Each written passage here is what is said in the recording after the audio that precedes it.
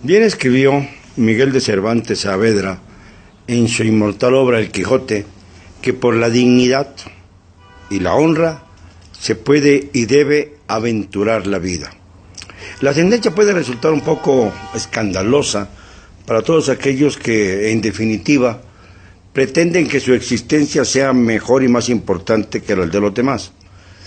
Quienes creemos que tenemos la obligación de posibilitar a las generaciones nuevas un país mejor, creemos que debemos tomar ciertos riesgos. Riesgos para que no nos sigan manipulando, sobre todo esta clase política tan repugnante que nos ha tocado enfrentar. Precisamente por eso yo no me uno a iniciativas que vengan de partidos políticos y que pretendan el sello de ciudadana o de ciudadanía para tratar de descontrolar al colectivo. No se trata tampoco de atacar a nadie ni de insistir en los pros y en los contras de cada uno de estos partidos políticos. Se trata de recobrar la libertad de la ciudadanía. ¿O vamos a creer que la libertad es la que el señor Peña Nieto pretende? Aquella que revela que tenemos que guardar pleitesía a la aristocracia mexicana y con esto caer en el juego de los mercenarios de la letra impresa o de la electrónica. Por fortuna existe ya este método de las redes sociales. Existe y esto nos permite, sin duda alguna, tener la gran posibilidad de dirigirnos entre nosotros, entre ustedes y yo, sin necesidad de reclamos empresariales, sin necesidad de estar bajo la férula de líneas y consignas preestablecidas, sino con una profunda convicción. La libertad que pretende el señor Peña no tiene nada que ver con la libertad que queremos y creemos en ella muchos mexicanos. Es una libertad acotada, una libertad que significa fundamentalmente en alabar, elogiar, aplaudir todo lo que venga del Supremo Gobierno y por lo mismo retraer cualquier crítica que según esto puede ser subversiva o condicionada a intereses, siempre se dice, externos. Lo dijeron Díaz Ordaz, lo dijo Echeverría, lo han dicho todos los grandes sátrapas que han gobernado a nuestro país. El señor Fox decidió poner en un círculo rojo a todos aquellos que no coincidíamos con él, en un acto francamente ridículo que no ha sido superado porque hay quienes han continuado con la idea de que los críticos debemos estar en las llamas del infierno dentro de ese círculo rojo. Yo creo que la libertad es algo bastante diferente. La libertad es la capacidad que tenemos todos de expresarnos, de señalar a los que hoy detentan el poder precisamente por sus condiciones autoritarias, precisamente por desviar su función primordial para caer en la lisonja fácil entre ellos y estarse justificando unos a otros sobre usos de helicópteros, viajes al extranjero, a Gran Bretaña, en donde pudimos observar que la Cenicienta es más mexicana que de ningún otro país, viajes que son además nutrientes para 200 privilegiados que van acompañando a la comitiva presidencial por todo el mundo. Me vuelvo a preguntar, ¿hasta dónde vamos a tolerar los mexicanos que se distorsione el concepto de libertad? ¿Qué es la libertad para nosotros? ¿Y qué es la libertad para el grupo en el poder? La libertad para el grupo en el poder es la que ellos tienen para poder proclamarse a sí mismos redentores. La libertad para nosotros es la que engendramos en el seno mismo de la sociedad para tratar de ejercer la soberanía popular. Hay un extremo entre una libertad y otra. La libertad de los poderosos coincide con aquella frase execrable de don Porfirio hablando de la paz de los sepulcros, para subrayar que aquellos que no opinaban igual que él no tenían otro camino más que el cementerio. Esta no es ninguna libertad, este no es un ofrecimiento real de paz. Ahora los mexicanos están creciendo y están madurando. Exigen que se vaya el señor Peña Nieto del poder. Exigen también que haya una especie de revolución institucional, no armada, no violenta, para que podamos ejercer la soberanía popular que nos está dada en el artículo 39 de la Constitución Nacional de la República. Libertad que tiene que ver mucho, pero mucho, con nuestra capacidad de valentía. Por eso he hablado de cero cobardía constantemente, porque considero que muchos de aquellos que en las redes sociales se muestran muy valerosos y muy participativos, cuando salen a la calle, no me gusta decirlo, pero agachan la cabeza. ¿Y por qué la agachan? Porque a lo mejor tienen temor a ser reprimidos o a ser cesados en sus empleos o a ser colocados en ese círculo rojo en donde estamos ya desde hace tiempo los críticos. Este es el gran dilema, un dilema que tiene que ver con la verdadera libertad. ¿Cuál es la libertad que tú quieres? ¿La que nos impone Peña o la que quiere nuestra propia conciencia? Se los dejo de tarea. Queridos amigos, les invito a sonreír, a reírnos un poco de nosotros mismos, porque hemos recibido una andanada tal de descalificaciones y de absurdos que si no nos reímos, nos va a estallar el hígado. Peña Nieto ya dijo, por ejemplo, que no somos capaces de leer las buenas noticias que él genera, que son nada más algunos acuerdos soterrados con algunos grupos millonarios. Y luego ahora, Christine Lagarde, que es nada menos que la principal funcionaria del Fondo Monetario Internacional, el organismo que se ha convertido en rector de la economía mexicana desde hace ya muchos años, dice que ya no va a haber en América Latina vacas gordas. Como supongo que México está dentro de Latinoamérica, debemos suponer que las vacas gordas pasaron debajo de nuestra ventana, y yo no he visto ninguna. O pasaron muy tempranito a la hora en que no estoy despierto, o fue falso.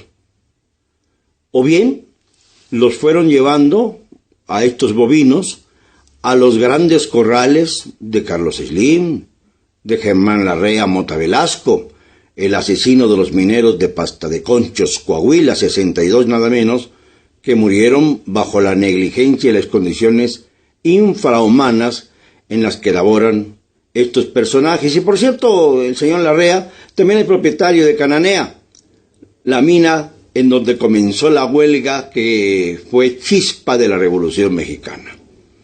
Parece que no ha pasado el tiempo en nuestro país.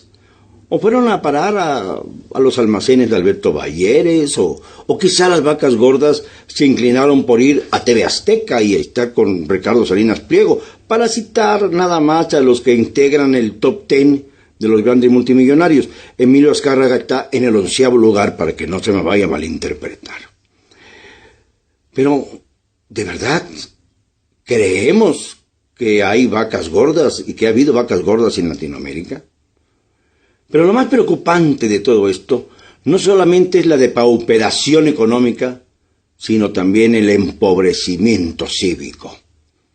El vergonzoso empobrecimiento cívico. Hace unos días, en Aguascalientes, vi pasar a un gobernador que ha sido acusado reiteradamente por sus conductas antisociales.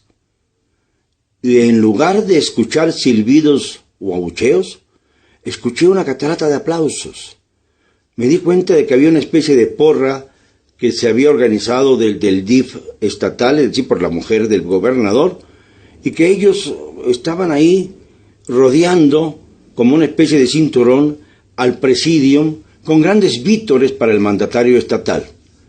Solo cuando yo me atreví a decirle al gobernador que no podía tolerarse la reventa que se había iniciado en Aguascalientes sobre los eventos más importantes de la feria y sobre todo respecto a la corrida de la reaparición del inmenso torero José Tomás, fue cuando algunas voces aisladas se hicieron presente. ¿Pero a qué voy?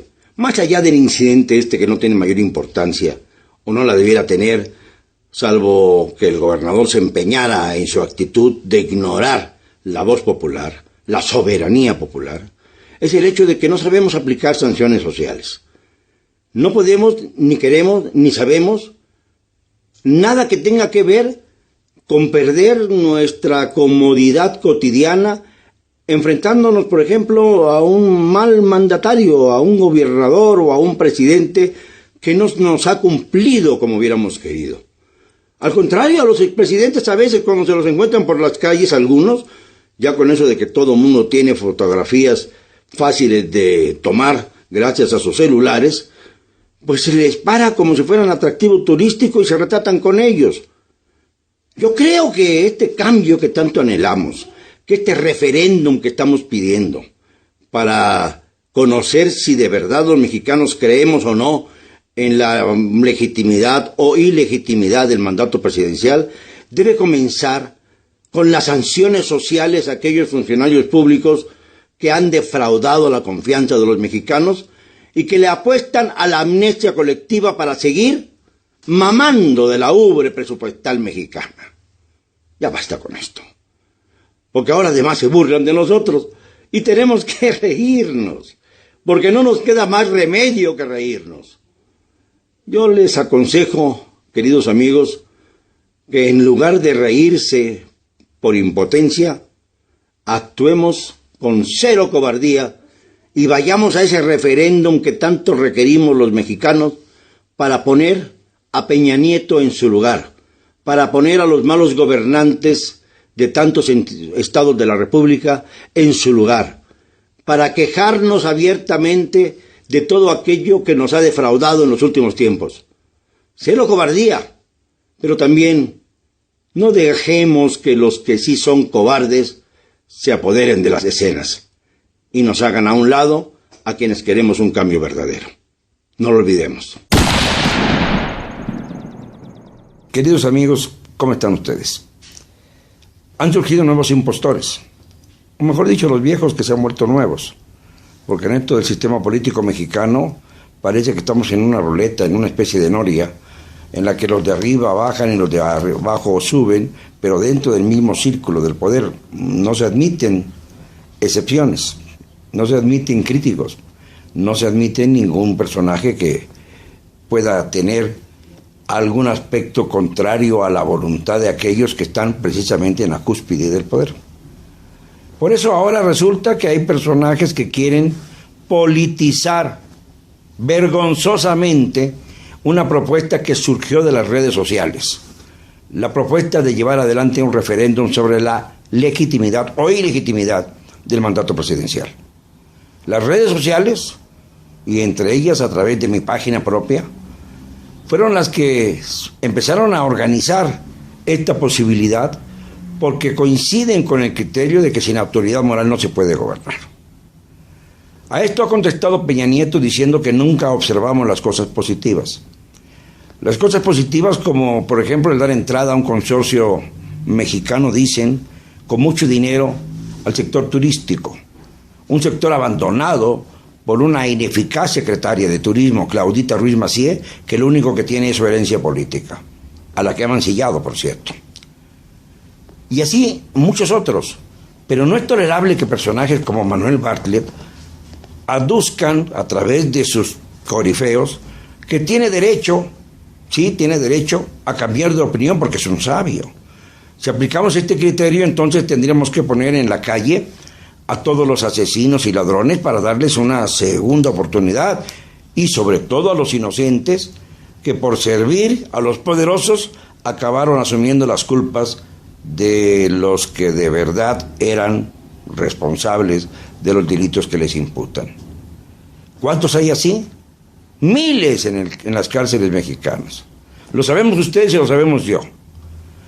Y creo que esto merece la pena que tengamos la suficiente valentía para no dejar que ningún partido político se entremezcle con una demanda ciudadana. La ciudadanía es la que ejerce la soberanía popular, no los partidos políticos, no el señor Bartlett, que tras de sí tiene una cauda inmensa de crímenes, de raterías, de asesinatos. ¿Esto también lo vamos a olvidar para darle una segunda oportunidad? Y está también el senador Javier Corral, que desde que era un niño se dedica al mitote, pero no hace nada en efectivo, más que hacer proclamas y proclamas dentro de un PAN al que él mismo cuestiona, no le gusta nada, pero es panista.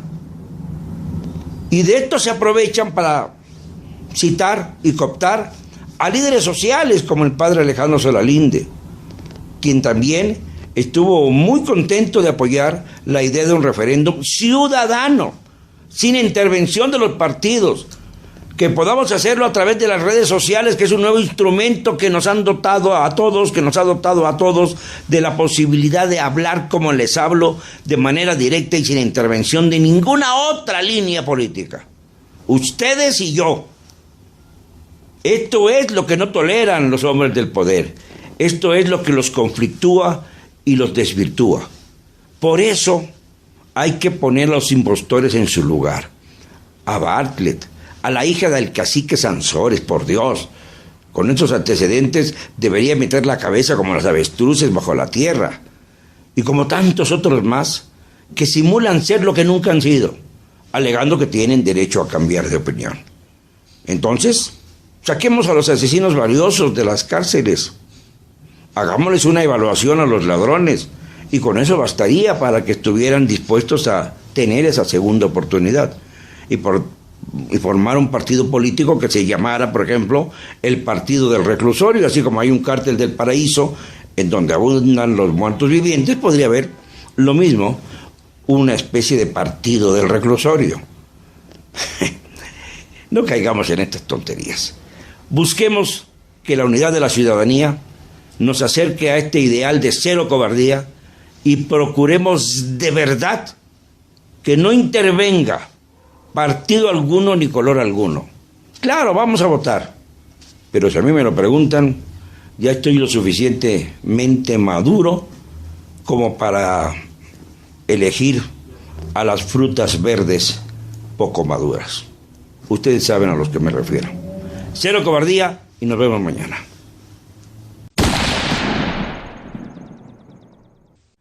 Le reconozco que me encantaría volver a escuchar el repique de las campanas de Dolores y de volver a volar con el ángel de la independencia hacia territorios que lo son de todos y que nos conmueven y nos alientan a perseguir el ideal de libertad. Un ideal de libertad que desgraciadamente se va perdiendo poco a poco por falta de valor de los mexicanos, pero también por ausencia de líderes. Me han preguntado reiteradamente que quién creo que puede ser un buen líder para ocupar la presidencia de la República. Me puse a pensar en que los últimos presidentes de México han llegado con distintas edades al poder y han sido decepcionantes todos. Fox, por ejemplo, llegó al poder a los 58. Peña Nieto llegó a los 46 y aunque parece más joven, tenía 2 años más que Calderón cuando ambos ocuparon la presidencia. Y los 2 sexenios fueron desastrosos. Carlos Salinas llegó a los 41. No sé si el número le resultó emblemático o no, pero el hecho es que a esa edad llegó. Cuando sea la hora de 2018, el principal líder de la izquierda, el que tiene una gran capacidad de aglutinamiento, el que dice que va a ser capaz de convocar a su Morena para, primero, hacer a un lado a toda la izquierda que no se le ha unido, y después, para ganar la presidencia, tendría 65 años cuando llegara a ocupar la silla presidencial si el voto popular lo favoreciera. Pero lo cierto es que Andrés Manuel divide y aumenta su caudal por partes iguales. Por una parte lo odian, por la otra lo aplauden. Por una parte es odioso, irreverente, y por la otra es un ícono incondicional, que puede ser capaz de cualquier otra cosa, de cualquier cosa posible, porque es visto como un redentor. Pero yo tengo mis dudas. Cierto es que es el líder natural por excelencia, cierto es que es el mexicano que mejor conoce a su país, pero también es cierto que las malas compañías lo han reducido a un círculo de intolerancia que no le viene bien a México. ¿Quién entonces? Me preguntan con frecuencia. ¿De dónde va a salir ese líder que necesita nuestro país y que tenga la fuerza de ánimo, la fuerza, digamos, cognoscitiva y también de conciencia para arribar a los niveles que México requiere y para que sea el visionario que pueda enfrentar los desafíos de las grandes potencias que quieren reducirnos al nivel del Estado fallido para llevar adelante sus intereses, como ya hemos comentado también? Ahí es donde está el problema, ahí es donde está el dilema. Por eso es que sigo insistiendo en la necesidad no solo de un referéndum para demostrar la legitimidad o ilegitimidad del mandato presidencial, sino también para tratar de encontrar dentro de estas redes sociales que ahora formamos todos y que están compitiendo y haciendo ver a la clase política que ya no está sola, que de verdad tiene contrapeso en la ciudadanía, para ver si de ahí surge ese líder que tanto requerimos los mexicanos.